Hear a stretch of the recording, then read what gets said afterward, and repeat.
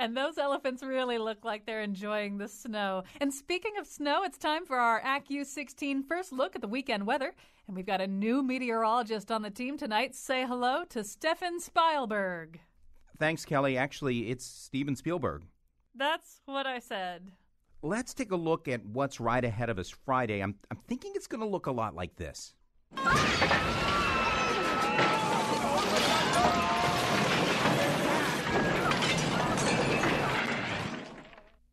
Is that even really weather? It's my prediction, Kelly. I spent 18 months working on this one weather report, and I think I have to stick to my vision. How about, I don't know, some reports from our team of amateur weather watchers? They're all dead. But good news, Kelly, we've got perfect beach weather coming up on Saturday. So if you're planning to hit the sand, let's take a look at what things will be like.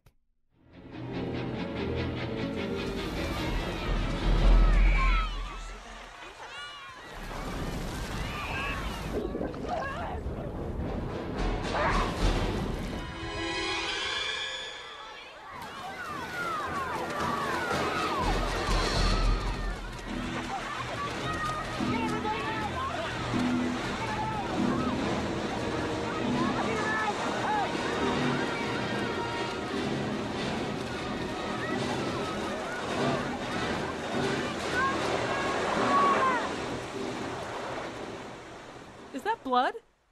In the water? Right now, we're looking at maybe 100 cubic centimeters of blood in the water, but we'll be keeping an eye on the sonar. I guess that's enough for our AcU16 first look at the weekend weather with Sam Silverberg. Steven Spielberg. Whatever. Anyway, we could all use some good news. Coming up, a local librarian gets a bookworm tattoo. And look at those rescue dogs taking a break by swimming in a vat full of tennis balls. There's a shark in there with them. And after that, a terrific discussion of a wonderful filmmaker. And now, the man behind Saving Private Ryan, the musical, Colin McEnroe. So far, the big problem with Saving Private Ryan, the musical, which I've had in development for a while, is I can't think of any songs. But other than that, I think it's doing well. All right, so we're going to talk about Steven Spielberg, who turned 70 last month. That seems kind of impossible, but things like that often do seem impossible, yet they are true. So joining us today, well, we wouldn't dream of doing this without David Edelstein, who reviews movies for New York Magazine and reviews for NPR's Fresh Air, CBS Sunday Morning, and is currently the chairman of the New York Film Critics Circle. I know this because I attended the awards with him a few weeks ago. Joining us also, Molly Haskell, a film critic and the author of 6 books, including the very relevantly just published Steven Spielberg, A Life in Films. A little bit later, we're going to talk about the philosophy that surfaces in Spielberg movies with an actual philosopher, a licensed, accredited philosopher.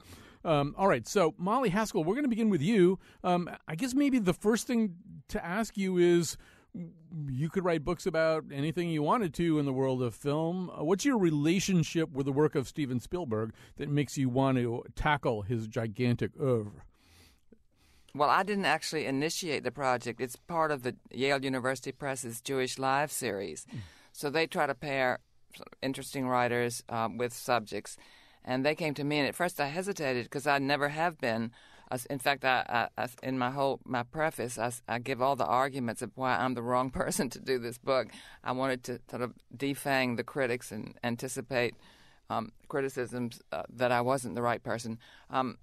Partly, I said there are 2 things. One is I'm not Jewish, which didn't bother me, and I could let others worry about that. I really believe that there should be no bars of ethnicity or gender, all that sort of thing in writing. But the main thing was because I had not been a fan, especially of the early films, and I had to set the context, which is, I think David is probably, I know, is younger than me and probably came at them in a different way. But this was the late 60s and early 70s, and it was the time of the great age of so-called cinephilia, and critics were reading each other and fighting, and it was young American directors who'd somehow gotten Hollywood money to make European-style films. So we had Coppola and Arthur Penn and Altman making all these sort of dark and interesting films. And then along comes Spielberg with Jaws, and then Close Encounters of the Third Kind, and then George Lucas, of course, so that it was like all of a sudden the discussion of movies was all about money. It was all about opening big and wide distribution and the multiplex and the summer must-see film. And it just seemed that it was changing the whole nature of filmmaking and film production. So we were very hard. A lot of us were very hard on those early films. But I think people recognized his tremendous talent. I was thinking when you were playing that thing from Jaws, it's such an interesting film, the way it all came about and the way that the shark evolved. But I was thinking if it was made, of course, pre-CGI and what it would have been like. I don't think it would have been the same film at all if it had computer-generated imagery. No, it would have been Sharknado instead. Hey, we want to talk a little bit about how Steven Spielberg perceived the kind of critique that you might be directing at him, particularly at that time. This is Steven Spielberg speaking at a master seminar at the American Film Institute circa 1978. From all the young people I've talked to who are getting involved in movies, writing scripts, really wanting to be part of the industry, they are willing to make movies that are popular and entertaining and not be embarrassed that the movies make money, and not be embarrassed that Andrew Sarris or Molly Haskell are angry at them because their movies make money. And I think a lot of the people I'm meeting today are not really as concerned with that as they are just getting people into theaters and hearing them laugh and scream and clap and all that good stuff. So, Molly Haskell, have you and Steven Spielberg made a separate piece with that particular critique by now? I mean, on your own, I mean. Well, I haven't met him. In fact, I wanted to interview him. I actually didn't want to interview him, but I thought I should pro forma ask, and he didn't. He wouldn't. He has a policy of not interviewing for biographies. Joseph McBride, who did a wonderful book, which I plundered mercilessly for mine, couldn't talk to him either, but happened to talk to everybody else. But I certainly wanted to say up front how hard I had been on him and give him that retort. And I know he's curious about the book. The only thing I can say is I'm doing this introduction at the Metrograph Theater on Saturday and showing one of my all-time favorite films, not just of his, but world-class film, Empire of the Sun. And somebody from the Metrograph ran into him at a restaurant a few weeks ago and told him about it. And he said, well, maybe I'll drop by if I'm in town. He probably won't, but I think I sort of sense from that he must have read the book and be okay with it because it takes him seriously. It really, it is critical about some films, but I think take him seriously as an artist. And I think there has been a kind of, his reputation it's interesting how it's changed and altered, and there are young people who've grown up with him who see him in a quite different way, I think. All right, so so many things to talk about here. I will say that we will talk about Empire of the Sun maybe towards the end of the show. It's also probably my favorite Steven Spielberg movie, and I think Jonathan McNichol's too. So, but before we get to that, David, I'd be interested to know, have you react a little bit to what Molly said so far, and maybe specifically to Close Encounters of the Third Kind, which I don't know nothing about nothing, but I actually feel that is almost kind of a European movie. Hey, they've got Francois Truffaut right on the premises. What could be more European? But it's really about this man having this midlife crisis. He's having a nervous breakdown. He can't sleep. He can't find any peace whatsoever. To me, it is this kind of restless, questing, existential movie that just happens to have a spaceship in it. But I don't know, David. Give me your take on any or all of the preceding. Well, yes, I come from the completely opposite perspective, Molly, with all respect. I saw Jaws the first night it premiered, and I guess I was about 14 or 15, and it just thrilled the hell out of me. I laughed, I screamed. I laughed at my own screaming. I screamed at my own laughter. I had never seen someone who moved the camera like that, and I had seen Ophuls, and I had seen Hitchcock, and Spielberg seemed to me doing something new, and I always thematically took him seriously, even without realizing it. I always saw in his films, beginning with Duel, moving on to Jaws and Close Encounters, and obviously E.T., this struggle, this very lonely boy's struggle to find a dad or to figure out how to become a dad. It's in all those early films. And Close Encounters, he's is about a child dad who really can't be a dad until he finds something some spiritual deliverance. I suspect now Spielberg would be rather upset by, the fact that Roy actually takes off and leaves his family behind, because fatherhood has become much more central to his vision. But it was always there. It was always there. I mean, all you need to do is, well, look at Jaws, for example. What he cooked up with Carl Gottlieb, in the book. Have you read? Do you remember the book that Peter Benchley wrote? The book is a sort of sour, reactionary book. He has in an which, affair. It's the character of Brody, the sheriff, and Quint, the shark hunter, are united against this effete, rich scientist, who has an affair with Brody's wife and ultimately gets eaten, and it falls to real men. Not this, fop to kill the shark.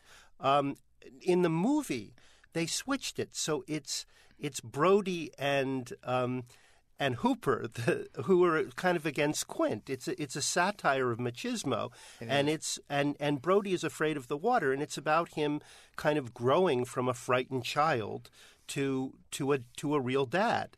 And that kind of lays the groundwork, I think, for this theme that has evolved throughout Spielberg, really climaxing in I think, Munich and Lincoln and Bridge of Spies, in which he's trying to ask, in the absence of God, we don't know how God manifests himself in the world or herself. In the absence of that, how does one be a father? How does one lead a nation? How does one raise one's family and children, and yet hold on to that sort of precious childlike wonder? So, in addition to the fact that he thrills the pants off me as a filmmaker, I've really enjoyed seeing how he's evolved. The big gap, of course, is how he portrays women. There's never been a really fully evolved, complex female character, I don't think, in any of his films. So it's very much a boys' universe. That might be something we're talking about as we go along here. And there's so much in what David said I'm sure Molly wants to respond to. I would quickly observe that I think two movies from later in his period that are pretty close together chronologically, AI and Catch Me If You Can, are also about these deep psychic wounds, the loss of a mother, and the belief that somehow or other you could put that nuclear family back together again, either through the Blue Fairy or through just being a successful criminal, I guess. Somehow or other, you're going to get back what you lost. These poor little boys who are off on their own. But Molly, one thing I want to talk about a bit here, because it's something that gets talked about a lot with Spielberg, is the notion that he has a vision of America that is maybe the most pervasive and borrowed upon vision of America in popular culture of its day, that in some ways he's almost an heir to Norman Rockwell, that the childhood that we see in, say, E.T. it becomes kind of a template for what the quote-unquote normal American childhood is. I don't know, tell us how you feel about what Spielberg is trying to sell us, assuming he's trying to sell us anything about our own society and our own reality. Well, he said everything about me is in my films, and I think that's actually true. I think he is. It just comes right out of this intense emotions he has about family life and about the breakup of his parents. And I do talk about that all the way through, and it's definitely talking about what it means to be a man in this day and age. I think he's also sizing himself up against his father, who was in the war, and I think he's very, very aware of that. I think the interesting thing about him is when he treats these figures, he does it. He's never satirical about men at war. I think this is one of the things that appeals to me about him. He's not hip and sour and paranoid the way a lot of people were in that era. I think it's almost the benignness of it is what sometimes is a little overwhelming. But I totally agree about that. I think that in Close Encounters, Roy it's really the artist who has to thrash out what his destiny is. And Steven Spielberg has said, as David suggests, that he wouldn't make that now. He wouldn't make a movie in which a father leaves his family anymore. But it's kind of interesting that he did make it at one time. I think all of that's fascinating. I think he gets darker. I think one of the uncanny things, I think one thing about him is he's always somehow, in some uncanny way, in tune with what's going on in America. And I don't think it's just sitting down trying to figure it out. But Minority Report, he was working on that when 9/11 happened, and it was right after 9/11 that we had this hyped-up security, and there he is in Minority Report with the precogs keeping tabs on everybody on crimes before they're committed. So, I mean, it coincided to such an extent that he felt compelled to say that he believed in the measures George Bush. He didn't want to see him unpatriotic. He believed in the measures George Bush was taking. But I think he is very aware of that, and I think he's become more, mostly to the good, sometimes not, more a sense of responsibility. I think it's having children now that he feels he owes the country something. He owes, I mean, Amistad, which I think was very unfairly overlooked. Who is he to make a movie about blacks? The same thing happened with The Color Purple. But I think both of those are very feeling in their portrayal of blacks and their plight. So I think he's kept up with what's going on in the country without necessarily fortunately not making message films. And I think part of it is just intuitive. I just think he's always been in tune. It's what David said. I mean, you know, he was very much an outsider. He was a Jewish kid who didn't know what that meant because he was his parents were sort of assimilationists and living in Gentile neighborhoods. So, I mean, in New Jersey, all the kids were Catholic and celebrating Christmas, and they were accusing him of killing Jesus, that kind of thing. So he was very wounded and uncertain about what his Jewishness meant, plus the terrible tension between the parents.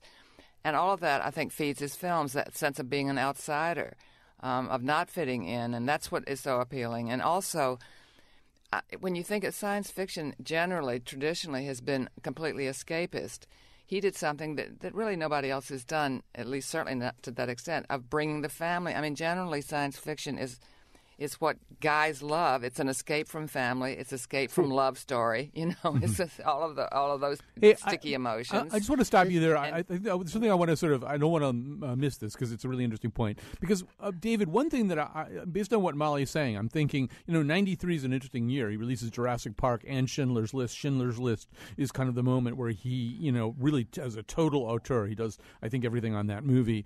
Deals with some of the things that Molly's talking about right now, but. Now, I'm about to kick a third rail here, and David, I know you enjoy third rails, which is, can we make anything of the fact that from there on in, it feels like he gets a little waspier. Instead of Richard Dreyfuss, it's Tom Hanks. That there's a... No, we certainly can. Go ahead. Yeah, no, I mean, we certainly can.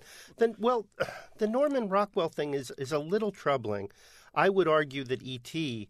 is a critique of suburbia in certain ways. The loneliness, and this comes out in the film he produced too, Poltergeist. Oh, I was just going to say Poltergeist. Yeah, where there are, where the fact that people are close enough together to use their remotes on one another's televisions is somehow, and it's very ahistorical. The whole Indian graveyard cliche now, the fact that this suburb replaces what once was sacred land, there is a critique of suburbia, and the loneliness of the main character in E.T., I think, is, this creature comes in answer to his spiritual longing.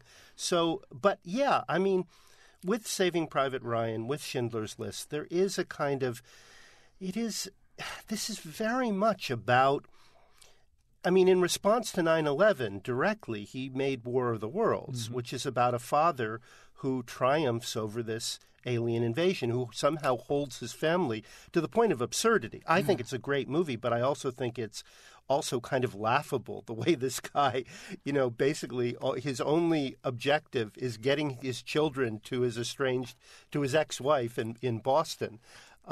So yeah, and I mean, and the last part of Saving Private Ryan is deeply boring to me, and some of the other things are. Well, as he's looked for a father for our country, building up to Lincoln and Bridge of Spies, there is something a little waspy, if you'll pardon me, and boring about it. I think one of my Jaws is one of my 10 favorite films of all time, but one of my other favorite films of Spielberg's is Munich.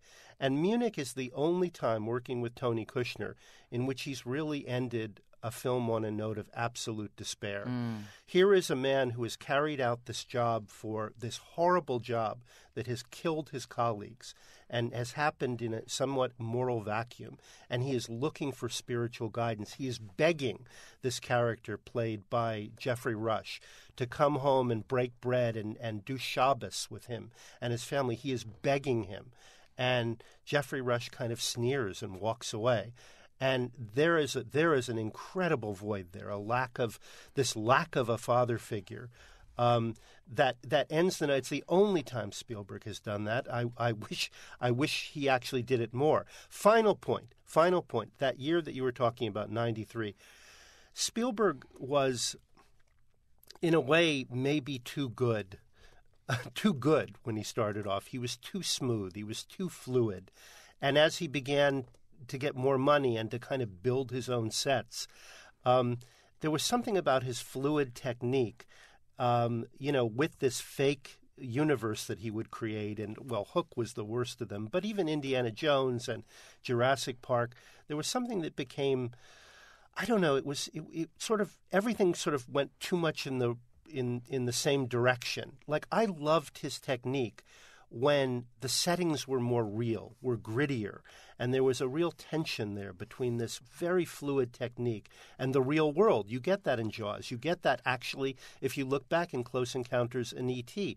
And there was a point where he expressed some longing for, Molly, what's the name of that manifesto that Lars von Trier, Dogma. There was a time when he actually, it was right around there, the early 90s, when he was getting bored with his own technique, and I think he was longing to make a Dogma film. They had this rigid thing where you couldn't use a music source that you didn't see, and you couldn't use special effects. He kind of wanted to get back in touch with that reality, and there was a turn. Not, I'm not talking about Schindler's List in particular, but after that, I really see an attempt on Spielberg's part to get more real. First of all, I have to do shout-outs to a couple of people back here on the home turf. First of all, Jonathan McNichol, a long, long time ago, who produces this episode today, said that every Spielberg film is to something, except for Jaws, which isn't to anything. But so listening to David use that word T-O-O so many times, I'm giving a nod. And then I have to tell you, David, I saw War of the Worlds with Bill Curry, and as we walked out, of course, I'm thinking, should I use the bathroom here, or can I get home in time? Curry is explaining to me the whole thing about 9/11 and how this is basically one of Spielberg's two responses to 9/11. So well, maybe, Molly, we can end this segment with a reaction to that notion that every Spielberg film is to something. Because that's another critique of him, right? That whatever he does it so well, he does it to a kind of excess that it's too smooth or too epic or too polished or too this. I don't think that so much is that there's usually a scene that goes on too long. There's an underlining. He would, like in the end of Lincoln, he should have stopped when Lincoln's walking out the door, but he goes on. It's a tendency to have to over-explain or over-emphasize an emotion.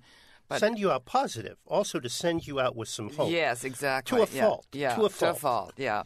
But I love when he gets harsh too, and I think this is what I think also at the time of Minority Report, he was feeling isolated because suddenly he was this big mogul and he just was famous and he was getting blackmail or threatening to his family, so he was living more alone than he ever had done, and I think that.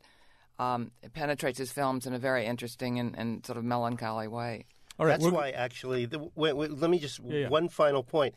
Minority Report is 9/10 a masterpiece, and the end of that movie is he has to end it with a good family. With a good family. I mean, that movie should have ended darkly and sadly. That's what he was building toward. And the fact that he had to turn around, that he could not live with that, is very unfortunate to me, because it is a tremendous and deeply expressive film. Well, once a Boy Scout, always a Boy Scout. I mean, that really is his religion. I think more than Judaism or anything else, that Boy Scoutism is where he was formed, right. and to the good, too. We just did that Boy Scout show about a week ago. All right, we're going to take a break right now. We're going to come back with more of Molly, more of David, hear a little bit also about the philosophy one can extract from Spielberg.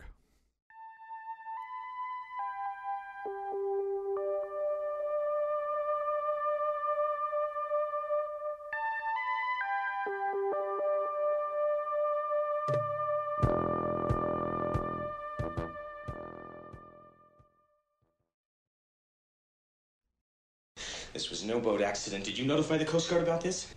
No. It was only local jurisdiction. The left arm, head, shoulders, sternum, and portions of the rib cage are intact. Do not smoke in here. Thank you very much. This is what happens. It indicates the non-frenzied feeding of a large squalus, possibly Angimanus or Asurus glaucus. Now, the enormous amount of tissue loss prevents any detailed analysis. However, the attacking squalus must be considerably larger than any normal squalus found in these waters. Didn't you get on a boat and check out these waters? No. Well, this is not a boat accident. It wasn't any propeller. It wasn't any coral reef. And it wasn't Jack the Ripper. It was a shark.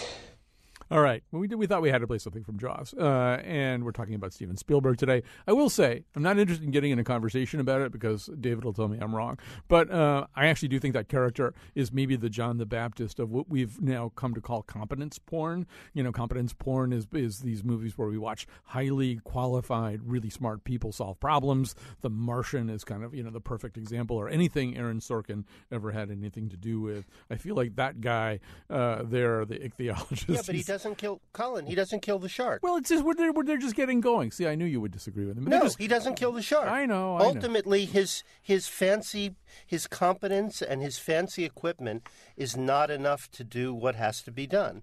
You know, he is one part of this triangle that Spielberg and Carl Gottlieb, the screen, give Carl Gottlieb some credit, and I guess give Peter Benchley some credit too. He's one, you know, part of the triangle that they create. The three different types. It takes three different types of maleness or masculinity. Yeah. Right. And so now we've tipped towards pure grim professionalism in the age of Sorkin. All right. So I want to first of all explain who's on the show. You're hearing David Edelstein and Molly Haskell. David Edelstein, I shouldn't have to explain to you anymore. Molly Haskell, a film critic and the author of 6 books, including the just-published Steven Spielberg, A Life in Films.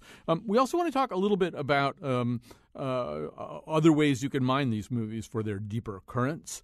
Dean Kowalski is joining us right now, professor of philosophy at the University of Wisconsin-Waukesha, or Waukesha, I think you're supposed to say, and the editor of the book Steven Spielberg and Philosophy. We're going to need a bigger book, is the subtitle. Great subtitle there. So, Dean Kowalski, maybe we could just begin. I mean, I think a lot of people, when they look at books of this kind, and these books have now become kind of a thing, their initial response would be, Spielberg? Philosophy? What do those two things have to do with one another? How do you answer that question?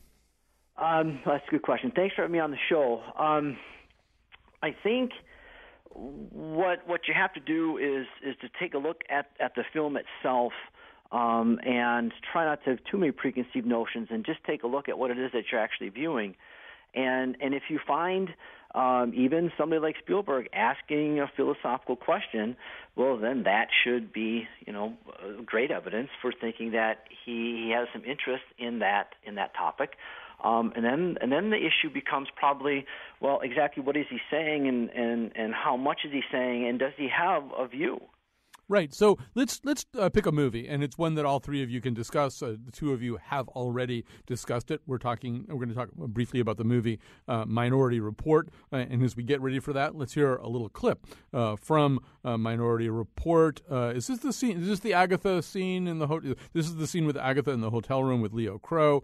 It's uncomfortable. It almost seems as if Agatha is being violated or something. All she can do is keep reminding Anderton that he can choose. He can choose. He can choose.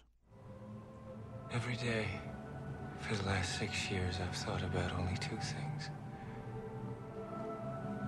The first is what my son would look like if he were alive today. If I would recognize him if I saw him on the street. The second is what I would do to the man who took him.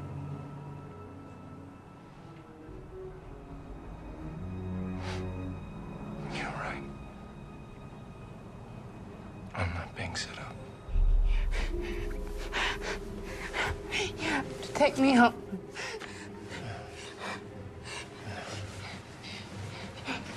You said so yourself. There is no Minority Report. I don't have an alternate future. I am going to kill this man. You still have a choice. The others never saw that future. You still have a choice. Okay, for people who've never seen that movie, it involves a not too far distant future in which precogs are able to tell what people are going to do before they do those things. An entire wing of law enforcement has been created to act on these very solid premonitions and rush in and save the day, and yet hold the person responsible for something he would have done if he had been given the chance. Let's just talk a little bit about this, and let's talk very specifically with Professor Kowalski about Dean Kowalski. Where do you go with this? Where do you go as a philosopher? Well,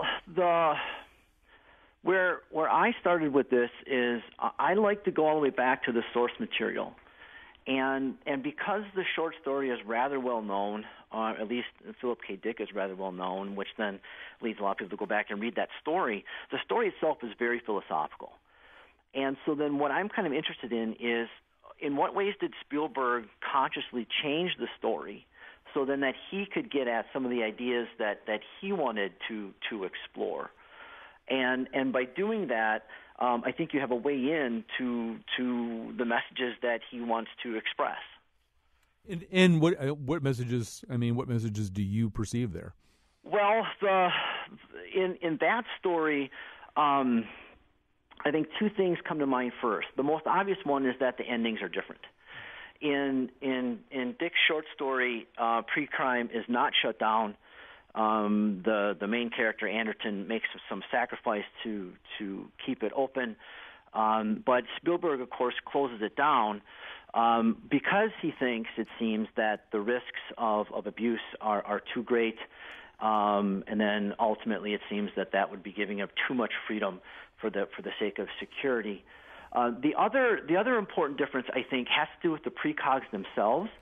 In the original short story, they're almost not quite human, and in the movie, Spielberg goes a long way, as he's prone to do, to make the precogs out to be innocents, people that need protection, that are calling out for protection.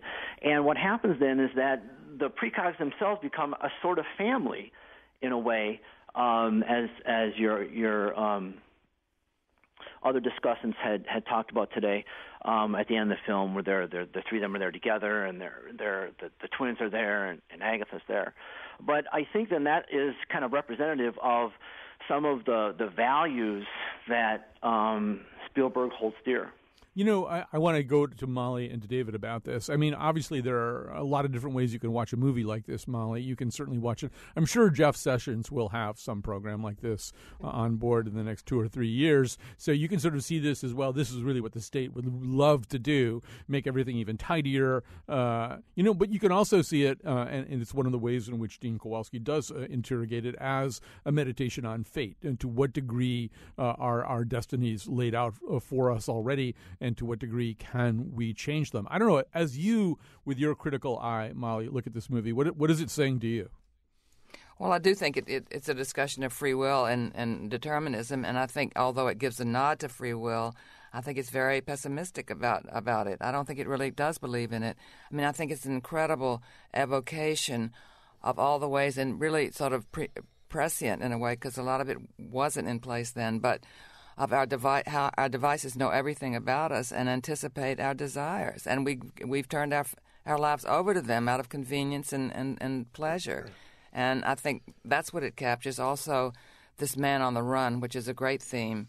It's in Catch Me If You Can and others, that he's running and running and running, and I think that's Spielberg too. At that time, there's a kind of compulsion there, and somebody wrote that it was like somebody also, what would have had, he's the orchestrator of all this technology, and it's a beautiful scene when Anderton is playing around with all this video equipment, but also the idea of him getting shut out of his studio because Spielberg was having problems with Amblin and Universal at that time, and he was losing his base link to Universal. So I think a lot of that feeds into it. But the thing is that I think you're talking, as has been said, about Philip K. Dick's vision, which Spielberg embraces for a while, and then turns around and asserts the supremacy of Spielberg is a liberal humanist fundamentally, and he he's conservative in certain ways, but his politics I think are liberal humanism and free will. And, the capacity to grow and to change things. And the ending, which does seem so compromised and ridiculous in the context of what he's been building, this Philip K. Dickian, universe, is an assertion, finally, in the end, of Spielberg's kind of inability to leave that vision alone. His sort of unquenchable hope in the human spirit, and in the drive to be a good father, really, to take these children and to save them from this horrible corporation that would compromise our civil liberties and seek to control our desires and our destinies. Yeah, but what does it mean when all the stylistic brilliance and conviction is in the dark view, and the end view of the family has so little conviction? So yes, he believes in it. Yes, he has to end in the affirmative, but something in him doesn't believe it, because otherwise it would. I want to go back to that's his controlling his that's the virtuoso filmmaker's controlling nature, which is in this case probably in opposition and is probably totally unconscious on Spielberg's part. So, Dean, in a way, this movie, it's set in the future in 2054, I'm being told by Jonathan McNichol, in 2054. But there's a way in which, of course, it's set in the late 16th, early 17th centuries. I mean, you really are, in fact, enjoying a debate among the Arminians, the strict Calvinists, and in your essay, the Molinists, right? There's the Reformation brought up all kinds of questions about predestination. If, in fact, you couldn't condition your election by God, if there was nothing you could do to either make sure you were a saint or determine that you were a sinner, what did you do with all that? And Dean, you're saying, really, he is exploring this in a way that at least it would be a great way to introduce a bunch of undergraduates to this question.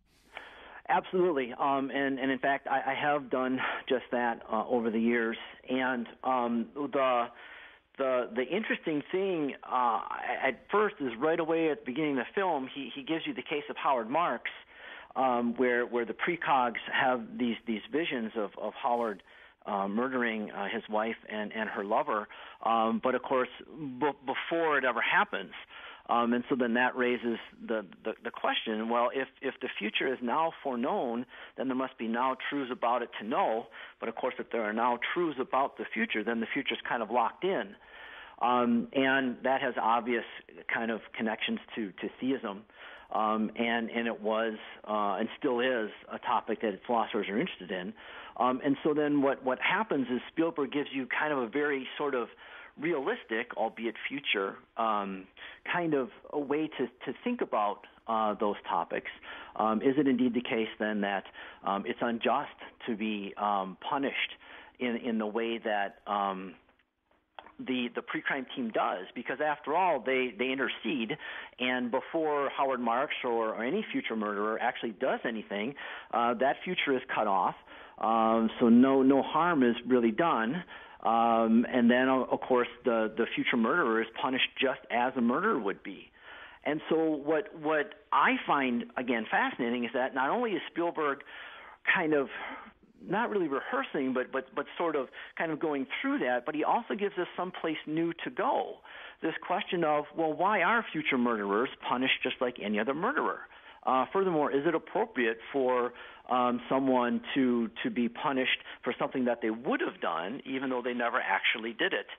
And then, of course, the one thing that I'm really curious about is Spielberg's view about why he thinks the more you know about the future, the freer that you are, especially when most of the conversation, most of the historical context is exactly the opposite.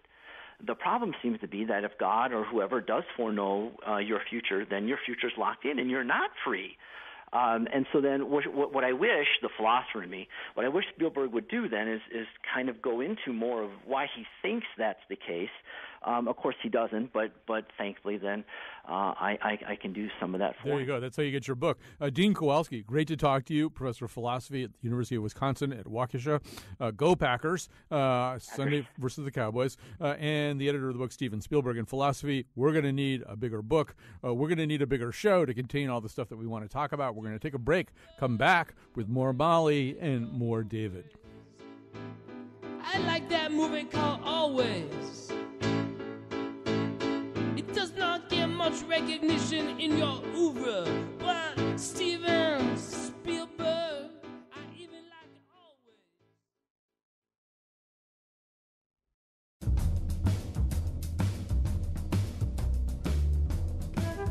Today's show was produced by Jonathan McPants and me, Kyone Wolf. Our intern is Harpo Fisher.